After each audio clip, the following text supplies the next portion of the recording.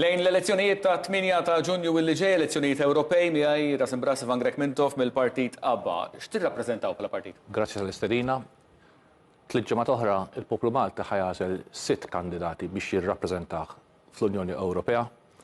Ħanużaw sistema elettorali bażwija għax iż-żewġ partiti ħolquha din is-sistema u bażikament hija sistema minnhom u għalihom biss u allura diffiċli ħafna biex partiti żgħar jew l-indipendenti qatt ikollhom sit fil-Parlament Ewropew.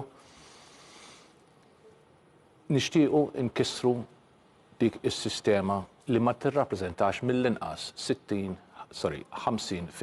tal-popolazzjoni ta' Malta fil-preżent. Nixtiequ nkissruha, diġà ovvjament għamilna ħafna advances fil-sistema, irridu mmorru l-Ewropa biex nirrappreżentaw lil Maltin għax nemmnu li l-PN u l-PL mhumiex jirrappreżentaw lil Maltin qed jirrappreżentaw l-SND u l-PPE fix-xewqat tagħhom biex jimponu liġijiet fuq Malta li l-Maltin ma jridux. Tajjeb, fil-Parlament Ewropew jekk tiġi elett inti jew il-kandidata l-oħra tal-Partit ABBA, fejn tpoġġu ma liema partit? Aħna ħanpoġġu ma' dawk in-naħa li jridu appuntu jkissru il-federalizmu, il-one size fits all.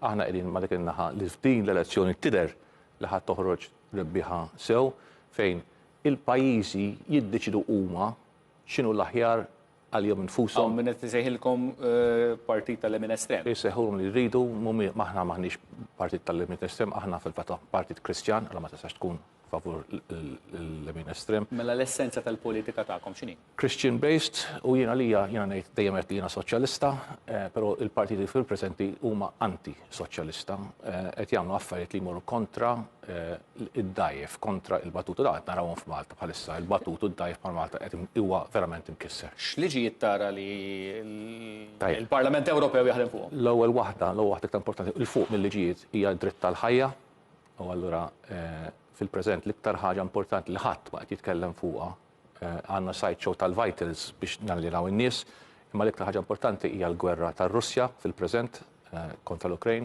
propja hija in-NATO kontra r-Russja u qed titkellmu fuq l-IPP irid iktar armata, iktar bombi nukleari u Robert Abela qed jiggarantixxi n-neutralità imma qed jibgħat soldati Maltin u qed isewwi qed imorru soldati Maltin fil-preżent qed jieħdu sehem in military operations of military operations in military alliances fil-preżent. M'għandix ħin biżejjed, stidinni. L-Ukrajna ma? Stidinni biex titkellmu fuq kemm trid u niftaħlek kemm trid. Malta fil-preżent ir-rappreżentanti tagħna ħadu sides, kissru l-Kostituzzjoni ta' Malta, marru kontra l-Maltin u daħlu lil Malta f'ħafna periklu, anzi, nazzarda ngħid sirna l-għadu tar-Russi mingħajr ħtija tal-poplu. Mingħajr din mhix il-gwerra tagħna, hija l-gwerra ta' ħadd ieħor.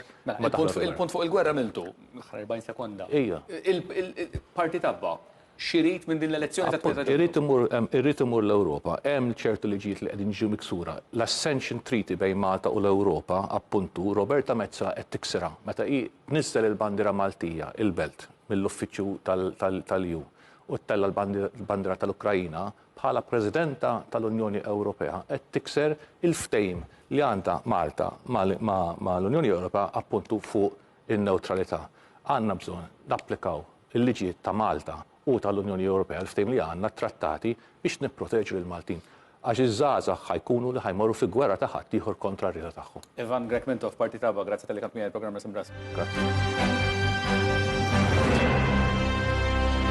Issa Rasim Bras mal-kandidat indipendenti Nowil Apap. Grazzi tal-li ġej tal-programm Nowil. Għaliex qed tikkontesta l-elezzjoni? Biex nerġgħu biex il-politika tiegħi hija li Malta toħroġ mill-Unjoni Ewropea permezz ta' referendum u jerġa' jiddeċiedi l-poplu biex bekk Malta terġa' tikseb il-ħelsien u n-newtralità. Dak kollu li ħadim għalih Dom Mintov. Jiena l-politika tiegħi hija dik Mintofjana. Ma biex Malta toħroġ mill-Unjoni Ewropea m'hemmx għalfejn tkun membru parlamentari Ewropew, le? Tista' tagħmel referendum? Ma minn hawn Malta referendum ġbart 48,000 firma kontra l-immigrazzjoni mill-Parlament Malti ħarġet laqqas biss iddiskutewha u għalhekk permezz tal-Unjoni Ewropea hemmhekk ikolli l-ħbieb li jkunu jistgħu jagħmluli petition oħra kontra l-immigrazzjoni dik illegali u organizzata llum u li Malta ikolla jerġa' ċans li terġa' tikseb referendum ieħor u kif għad jiddeċiedi l-poplu u morru partnership.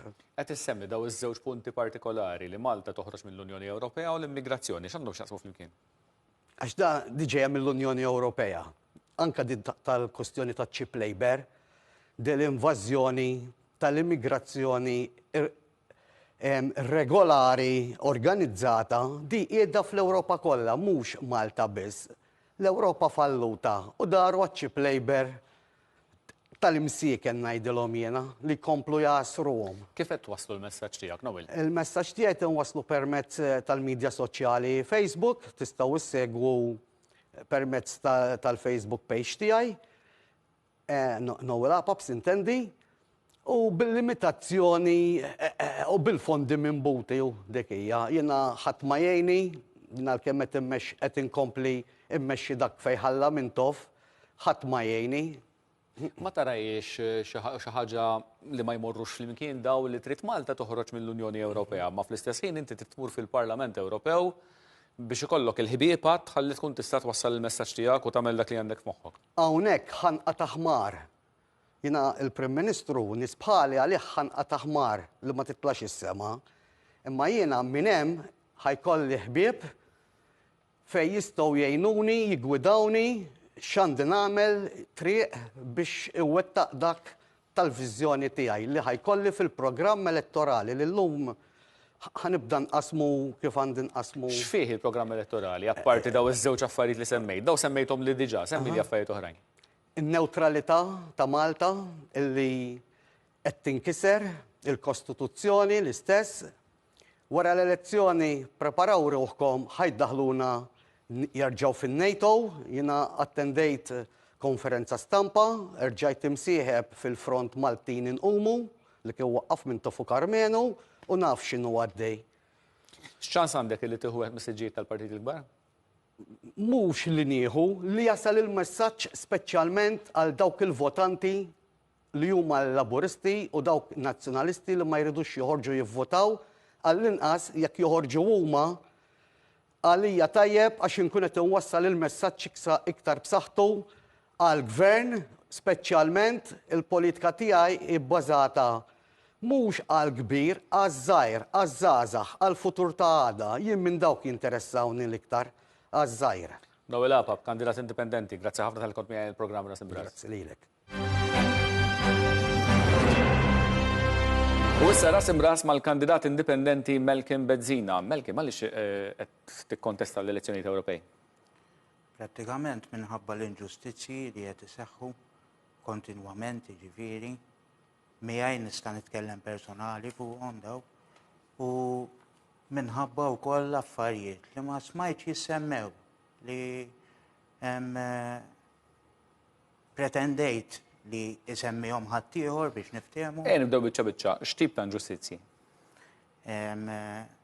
L-ewwel ħaġa jiena weġġajt 14-il sen ilu f'accident fuq tal-linja u laqas qatt ma ħadd xejn, ġifieri, wara dal-inċident.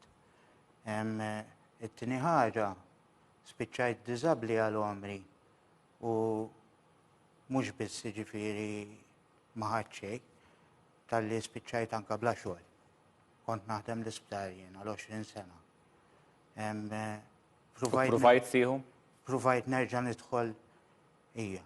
U provajt nerġa' nidħol l-isptar ġifieri u kien hemm bord mediku li għaddieni li nista' nerġa' nirritorna x-xogħol u irċivejt ittra minn Kastilja li għalkemm il-bord mediku ħadik id-deċiżjoni huma xorta ma aċċettawhiex. Semmejt affarijiet oħrajn li pretendejt li jissemmew. Iva. Per eżempju. Il-karozzi elettriċi. Kenna il-membri parlamentari Ewropej ivvutaw favur dik li għamlet l-Ewropa li l-karozzi elettriċi jidħlu fis-seħħ mill-2035 u jinqataw il-karozzi tal-fossil fuels biex niftehmu. Jien ma qbilx magħha dik. Għaliex le?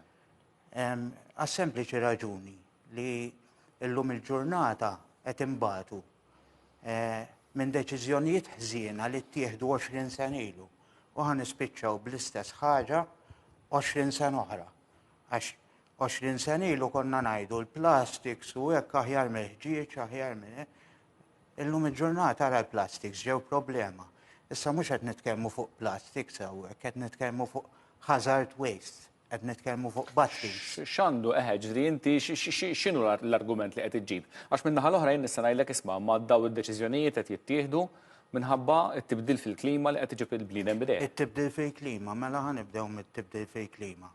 Qed nagħtu każ ħafna t-tibdil fil-klima u qed inżidu l-affarijiet taxxi u hekk ħabba t-tibdil fil-klima. U mhux qed nagħtu każ lil dak iż-żgħir li qed ibati, all right, minn dawk it-taxxi. Ġifieri nintaxxaw il kulħadd ħabba t-tibdil fil-klima. U mhux qed nagħtu każ daw is-suwiċidji li qed isiru għax in-nies mhux qed jgħixu komdi. Għax in-nies qed ifittxu l-affarijiet u ma jsibuhomx. Qed isseħħ tibdil fil-klima skont inti ma jolem. Qed isseħħ. Qed tiġri? Qed tiġri. Qed tiġri. Allura kif għandna nwieġbu għalih? Però jiena naħseb li l-ewwel ħaġa tibdil fil-klima ġiet gradually għax in-nies kienu iktar moħħhom fil-businesses milli kienu moħħhom fin-nies. F'liema sens. Li jiftaħ business qed jagħmel miljuni mela inħallu ħaddej bħal sprays u hekk li jista' jikkawża ħsara imma ħallejnihom għaddejjin l-affarijiet. L-azzjoni kellha tittieħed qabel qed tgħid. L-azzjoni kellha tittieħed qabel mhux issa. Skadilna l-ħin, grazzi ħafna tal-li kont miegħi għall-programm Ras Imbras. Ras Imbras kuljum infakkarkom mit-tnejn sal-ġimgħa fit-tlieta ta' wara nofsinhar, issibuna wkoll fis-sitta u nofs ta' filgħaxija u anki issibu dan il-programm fuq YouTube. Grazzi tal-li segwejtuna.